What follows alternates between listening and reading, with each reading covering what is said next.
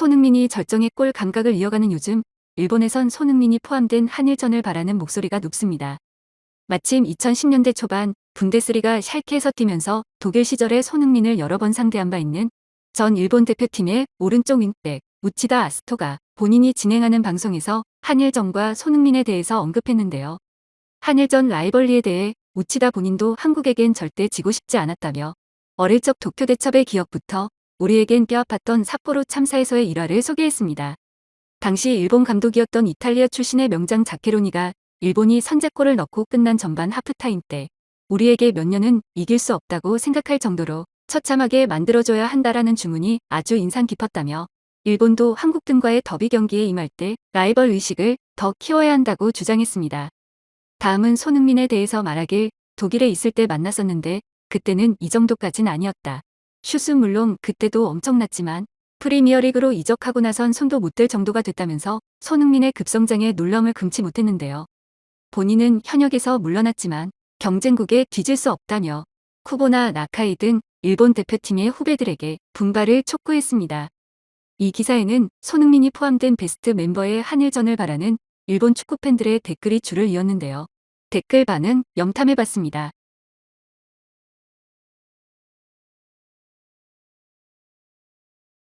삿포로에서의 3대0 압승은 지금도 가끔 유튜브로 보지만 이 이상은 없다고 생각하게 할 정도로 통쾌해. 무쌍의 경기 운영, 자케로니 시대를 상징하는 경기지. 결국 그 경기 이후로는 이란이 베스트 멤버로 시합을 한 적은 없네. 그 사실을 한국에 말하면 일본의 베스트 멤버는 어디 있는데 베스트 멤버 같은 거 없지. 징계 분한 거잖아 라고 하고 있지. 저도 그 경기가 제일 마음에 듭니다만 언제까지나 과거의 영광에 빠져 있는 것도 좀 그래서 얼마 전 DVD 플레이어에서 삭제했네요. 지금은 작년에 이원컵에서 털린 데 대한 리벤지를 빨리 하고 싶네요. 상대 전적으로 봐서는 호되게 당한 경기가 더 많긴 했지. 자케로니 시대는 한국전 무패였어. 근데 정작 월드컵에선 엉망진창. 이란전 통산 전적은 압도적으로 불리해 13승 23무 40패. 다만 제1리그 출범 후인 1993년 이후로 좁히면 7승 10무 9패로 비슷하고. 축구도 물론 그렇지만 역시 이란전은 특별한 것이 있지. 제1리그 출범 이전에는 솔직히 한국이 더 강했다고 봐. 지금은 피파 랭킹에선 우리가 더 위가 됐지만 실력으론 거의 5대5 정도. 만약 앞으로 매치가 성사된다면 압승을 바란다. 다시는 하고 싶지 않다라고 할 정도로 이겼으면. 최근 이원컵 같은 데서도 졌지. 런던 올림픽에서도 졌고 분하지만 현 아시아 넘버원인 손흥민이 있기도 하고 할 때는 온 힘을 다해 이기려고 덤볐으면 그리고 미나미노나 쿠보, 나카이가 손흥민을 넘어줬으면 우리가 월드컵 예선에서 한국에 처음 이기기까지 약 50년이 걸렸지. 그때까진 라이벌로 삼기엔 실력차가 너무 났어. 고초로 점철된 쓰라린 역사에 종지부를 찍은 게 결승골을 넣은 카즈였지. 손흥민 지금 완전 펄펄 날고 있어. 틀림없이 유럽에서도 탑5의 포워드. 지금 우리로선 손흥민 한 명한테 당할 것 같아. 확실히 손흥민은 굉장하지만 대표팀에선 해야 할 게 늘어나잖아. 그리고 현 일본 대표팀 수비진이라면 손흥민한테 골까진 안 줄 거라고 생각해. 공격진도 한국 수비진이 상대라면 쿠보나 카마다, 이토, 거기에 나카지마나 오사코가 컨디션이 좋다면 압승일 듯.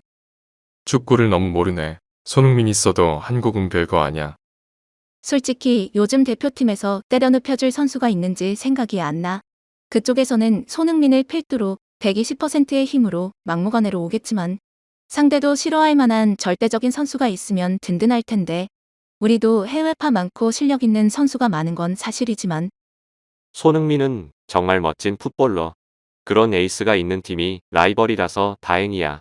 97년에 야마구치의 예술적인 루프슛이 들어가는 순간 환희의 함성을 질렀고 기쁨도 잠시 한국의 역전골을 내주고 절망의 구렁텅이로 내동댕이 쳐졌지. 어깨를 축 늘어뜨리고 센다가야여까지 터벅터벅 걸었던 그날의 일은 지금도 잊혀지지가 않네.